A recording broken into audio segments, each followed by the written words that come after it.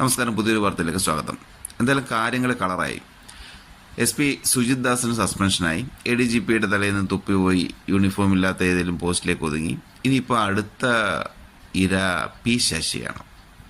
അദ്ദേഹത്തിന് പാർട്ടിയിലോ പ്രത്യേകിച്ച് വലിയ സ്ഥാനമൊന്നുമില്ല.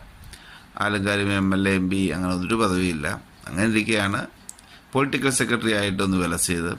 അങ്ങനെ അകത്ത് കയറാമെന്ന് കൂടിയപ്പോഴാണ് അവിടെയും പാര വന്നത്. അതും കൂടിക്കഴിഞ്ഞാൽ, ആ വാതിലും കൂടി പൊളിച്ചു കഴിഞ്ഞാൽ പിന്നീട് മുഖ്യമന്ത്രി നേരിട്ട് അറ്റാക്ക് ഏറ്റെടുക്കണം.